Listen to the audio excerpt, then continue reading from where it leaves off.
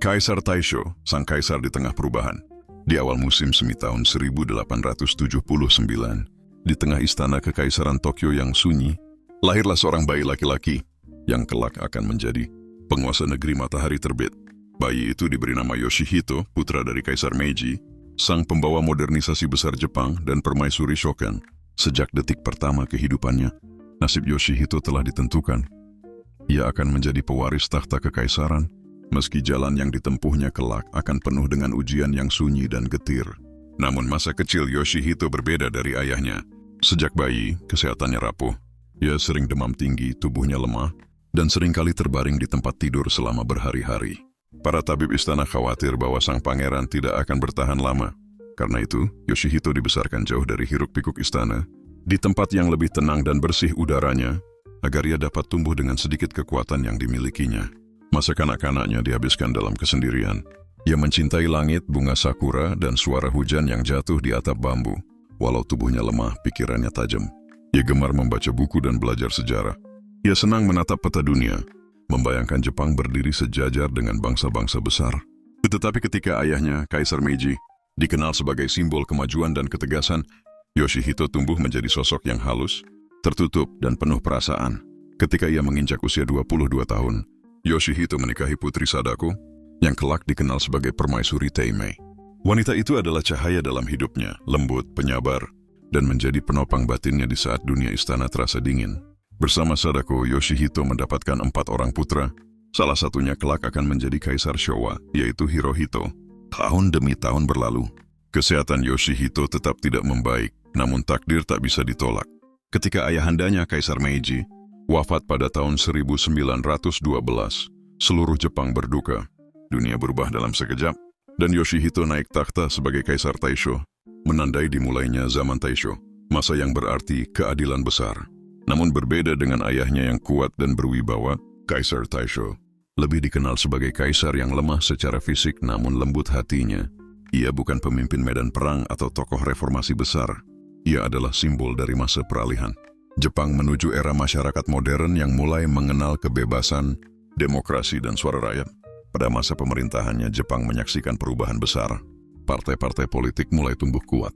Suara parlemen semakin terdengar. Rakyat mulai belajar berbicara, menulis, dan berorganisasi.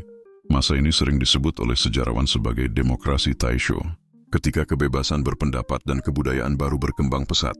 Kaisar Taisho sendiri bukan penguasa yang sering tampil di muka publik. Ia lebih suka tinggal di istananya yang tenang, jauh dari keramaian Tokyo. Namun ia bukan tanpa rasa tanggung jawab. Ia memahami bahwa perannya sebagai simbol negara adalah menjaga keseimbangan antara tradisi lama dan semangat baru. Dalam masa pemerintahannya, Jepang turut serta dalam Perang Dunia Pertama di pihak sekutu. Dari perang itu, Jepang memperoleh keuntungan besar, wilayah, pengaruh, dan kekayaan ekonomi. Industri mulai tumbuh pesat, kota-kota membesar, dan budaya barat mulai memengaruhi kehidupan sehari-hari. Di jalan-jalan Tokyo, pria mulai memakai jas, wanita mengenakan rok bergaya Eropa, dan musik dari barat menggema di kafe-kafe. Namun di balik semua itu, sang kaisar semakin tenggelam dalam kesunyian. Kesehatannya yang rapuh membuatnya sulit menjalankan tugas kenegaraan. Ia sering berbicara dengan cara aneh, sulit dipahami oleh para pejabat. Ada masa ketika ia muncul di parlemen, tetapi tiba-tiba mengeluarkan gulungan kertas dari saku dan bermain dengannya, seolah itu kipas. Para bangsawan menunduk, tak berani menunjukkan ekspresi, namun dalam hati mereka tahu, kaisar mereka semakin lemah. Pada akhirnya, kekuasaan sehari-hari mulai diambil alih oleh putra mahkota Hirohito. Tahta tetap di tangan Taisho, namun keputusan negara berjalan tanpa dirinya. Ia lebih banyak menghabiskan waktu di villa istananya di Hayama, dekat laut yang tenang. Di sana, ia menikmati matahari sore, memandangi gelombang, dan menulis puisi pendek tentang kehidupan, yang baginya terasa seperti mimpi panjang yang samar. Dalam kesunyian itulah Kaisar Taisho hidup hingga akhir.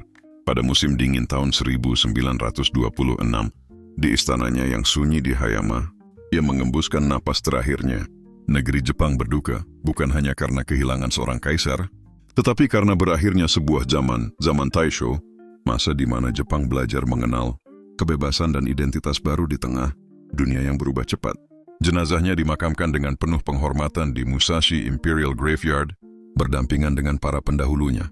Dan walau sejarah sering mengingatnya sebagai kaisar yang lemah, Mereka yang memahami zaman itu tahu bahwa di balik kelemahannya tersimpan kebijaksanaan lembut, bahwa tak semua kekuatan datang dari keberanian di medan perang. Kadang, ia hadir dari keheningan, dari ketulusan hati yang menjaga bangsa tetap damai di masa pergolakan. Kaisar Taisho, sang penguasa antara dua dunia, antara masa feodal yang surut dan dunia modern yang lahir. Ia bukan pahlawan besar, tapi tanpa dirinya, mungkin Jepang tak akan mengenal keseimbangan antara kemajuan dan jiwa lembut tradisinya. Apa saja yang dilakukan Kaisar Taisho selama hidupnya, baik sebelum maupun selama masa pemerintahannya, beserta pengaruhnya terhadap Jepang, disampaikan dengan gaya naratif namun tetap faktual. Masa awal hidupnya, putra yang rapuh di bayang-bayang Meiji. Kaisar Taisho yang bernama kecil Yoshihito, lahir pada tahun 1879. Sejak kecil kesehatannya sangat lemah. Ia sering sakit dan tak dapat mengikuti pendidikan keras seperti calon kaisar pada umumnya. Namun meskipun tubuhnya rapuh, ia menunjukkan minat besar terhadap sastra, sejarah, dan bahasa asing, terutama bahasa Prancis dan Inggris. Dalam masa mudanya, ia belajar mengenai pemerintahan modern dan sistem konstitusional yang diperkenalkan ayahandanya, Kaisar Meiji. Ia berusaha memahami hubungan internasional, terutama bagaimana Jepang dapat menjadi kekuatan dunia tanpa kehilangan jati diri tradisionalnya.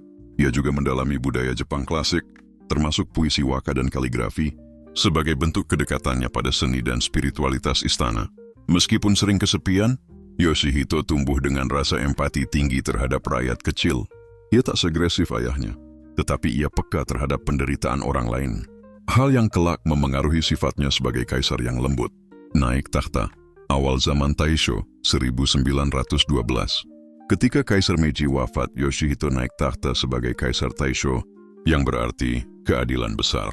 Kenaikan tahtanya menandai peralihan besar dari era Meiji yang penuh reformasi dan kekuasaan militer menuju masa baru yang lebih berfokus pada keseimbangan sosial dan politik. Selama masa pemerintahannya, ia mendukung pemerintahan parlementer, yaitu sistem di mana perdana, menteri, dan parlemen memiliki peran lebih besar dalam urusan kenegaraan. Karena kesehatannya lemah, ia jarang ikut campur langsung dalam politik, sehingga pemerintah sipil memperoleh lebih banyak kebebasan. Dari sinilah muncul istilah demokrasi Taisho, masa di mana politik Jepang menjadi lebih terbuka, dan rakyat mulai merasakan hak berbicara dalam urusan negara.